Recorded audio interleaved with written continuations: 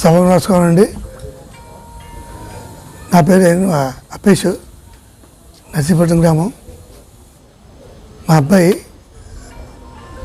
అజయ్ ఏమీ క్షణం కోట్ అయిపోయింది. వాడికి ఏమీ తెలియదు. ఆలోచనలు రచ్చగొట్టి ఈ సీను కొంతమంది ఇంకా నాయకులు అంతమంది కలిసి జమీన్ తీసుకెళ్ళి ఈవేళ తెలియని కోడికి ఏమీ తెలియని కోడికి సభ్యత్వం ఇచ్చి అందుకు తీసుకెళ్ళిపోయారు. ఇది ఎంత దారుణం చేసండి, మహా దారుణం అండి. ఇలాగా మా అబ్బాయికి కనీసం ఆ ఇల్లు బొమ్మం కానీ ఏమీ తెలియదు. అసలు జమీలు అయ్యన్ పోతే ఇంటికి నుంచి వచ్చిన ఆ ఇంట్లోనే జమీల్కి ఏమీ తెలియదు. వీళ్ళందరూ కలిసి మా అజయ్ని నిర్దాక్షిణ్యంగా తీసుకెళ్ళి అయ్యన్ పోతే ఇంటికి తీసుకెళ్ళి గణేష్ని తీసుకొచ్చి మా అబ్బాయికి బలవంతంగా కొనుగోలు కప్పారండి. ఇది చాలా దారుణం అండి. ఈ దారుణంగా నేను ఎప్పుడూ చూడలేదు. నా కొడుక్కి అయ్యన్ పోతే పేరు, ఎందుకంటే ఆయన పేరు స్థిరస్థాయిగా ఉండిపోవాలని.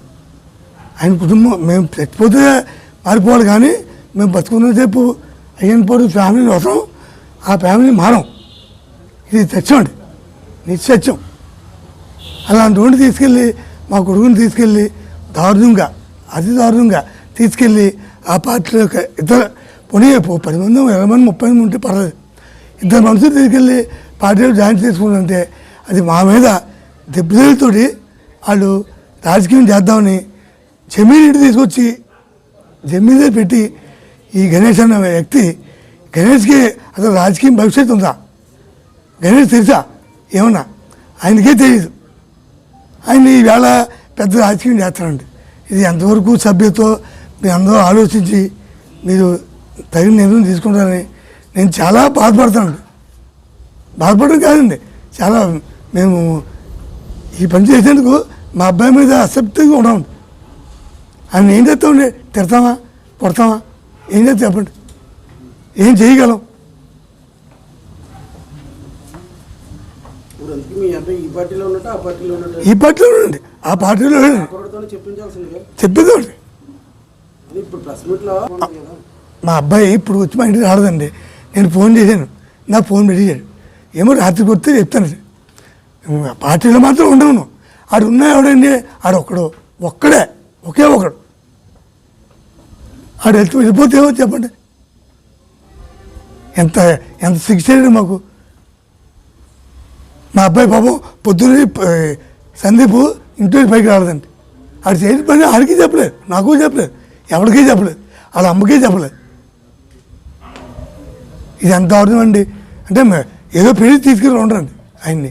ఆయన్ని ఆడు మామూలుగా వెళ్ళిపోయింటే నేను నమ్మను. ఏమోండి ఇప్పుడు వచ్చి ఆ మాట కూడా చెప్పలేదు నాకు. మా తమ్ముడు ఆ పక్కన ఉన్నానండి, శ్రీను. ఆయన మేము ఎప్పుడు పట్టించుకోం.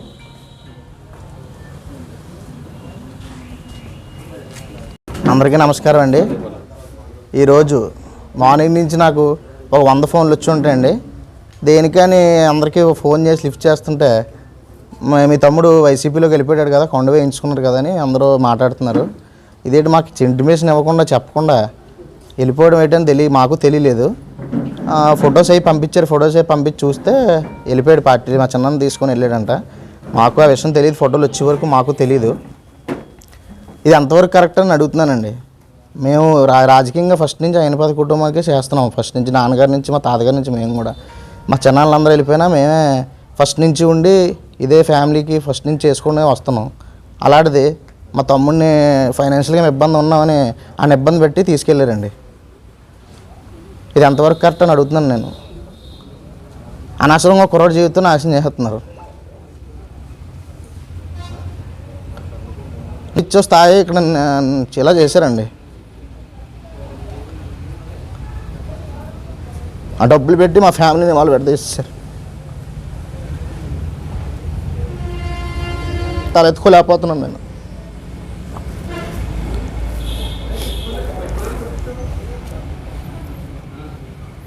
ఎమ్మెల్యే గారు మీరే ఆలోచించండి. కానీ ఇంకెన్ని కుటుంబాలు ఎడతీస్తారు అలాగా? కష్టపడుకుని మెట్టు కొట్టి రాజకీయాల్లో ఇవాళ నిలబడ్డాను నేను.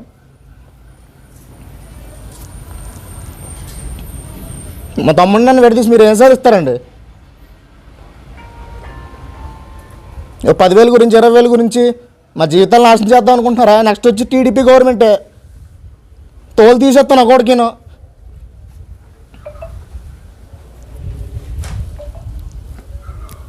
ఏ చేతకాని వాళ్ళు అనుకుంటున్నారు ఏంటి నాకు తెలియదు, అర్థం కావట్లేదు. మీకు ఉండాల్సింది మీకు ఉంటుంది, మాకు ఉండాల్సింది మాకు ఉంటుంది. ఏదో కొండ వేద్దరిని తీసుకెళ్ళిపోతే అది సమస్య కాదు కదా. ఇగో నేను తీసుకొచ్చాను ఇవాళ, మా వీధులను తీసుకొచ్చాను, నా కుర్రలను తీసుకొచ్చాను, ఇంకా ఉన్నారు 100 మంది పైన. అలా జాయిన్ చేసుకోండి. ఒకళ్ళిద్దరు కొండవాళ్ళు వేసేసి ఇది కరెక్ట్ కాదు. ఇది మా కుటుంబాన్ని అడిగితే నీకేం వస్తుంది? గడ్డి ఇలాంటి చెత్త రాజకీయాలు చేయకండి దయచేసి. నీకు దమ్ముంటే 100 మంది 200 మందిని జాయిన్ చేసుకో. 2-3 తీసుకెళ్ళి నువ్వు జాయిన్ చేసుకుని పెద్ద మగాడు అనిపించుకో నువ్వు. నెక్స్ట్ వచ్చి తెలుగుదేశం గవర్నమెంటే కొంచెం జాయిన్ చేసుకున్నావు. నీ రేకుల షెట్లో తీసుకెళ్ళి జాయిన్ చేయడం మనిషి అయిపోతుంటే నీకు సంబంధం ఏంటి రావడానికి? నేను ఇప్పుడు కోరుకుంటున్నాను విజయాన్ని అయిపోతుంది రాజేష్ గారికి, కానీ వాళ్ళు ఎవరిని వదలొద్దని దయచేసి వదలొద్దు ఎవరిని కూడా. నేను అంత బాధపడుతున్నాను నాకు తెలిసి. వదిలి నుంచి ఎన్ని ఫోన్లు ఎత్తలేక నేను నా అవస్థలు పడ్డాను. వదిలి నుంచి వీళ్ళకి సమాధానం చెప్పాలి, నేను ఎవరికి సమాధానం చెప్పాలి?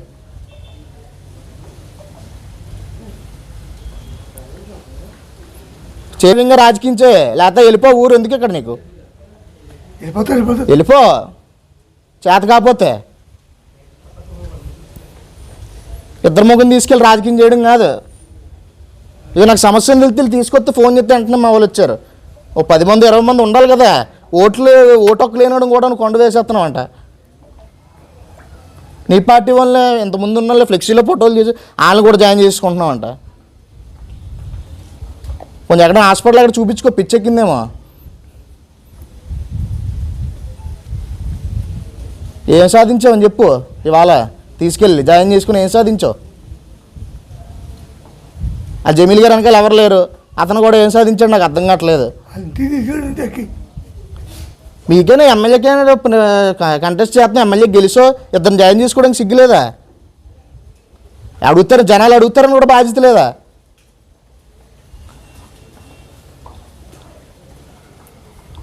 ఇలా జాయిన్ చేసుకుంటే నీకు ఎప్పుడైనా వాల్యూ ఇచ్చాడు, అది కూడా ఎవరు? ఇంకా అక్కడికి వెళ్ళిపోవాల్సింది, ఆ ఊరు అక్కడికి వెళ్ళిపోవాల్సింది నువ్వు. ఇలాంటి పనులు మానుకో. ఎంత బాడుతున్నావు, కుటుంబంతో ఎంత బాధపడుతున్నావు అలా తెలుసుకొని మానుకో. ఇలాంటి చెత్త పనులన్నీ చేసి నడిచిపడి నుంచి చెడగొట్టుకో. ఫస్ట్ నుంచి వాల్యూస్ ఉన్న ఫ్యామిలీస్ అన్నీ మాయి, కమిట్మెంట్ అంటే కమిట్మెంట్తో ఉన్న ఫ్యామిలీస్ మాయి. నువ్వు ఇప్పుడు వచ్చేసి అన్నీ చెడగొడతానంటే ఆవిడ ఊరుకునేది లేదు. నెక్స్ట్ వచ్చేది కంపల్సరీ టీడీపీ గవర్నమెంటే. అప్పుడు ఏం చేస్తావు? వదిలేసి ఇప్పుడు మా తమ్ముని చేసుకుని వాళ్ళందరినీ వదిలేసిపోతావు. వాళ్ళ భవిష్యత్తు ఏంటి?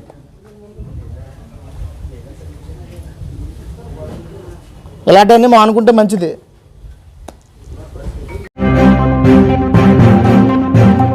మరిన్ని తాజా వార్తలకు చూస్తూనే ఉండండి మైత్రి న్యూస్. ప్రతి క్షణం ప్రజల కోసం. Please subscribe.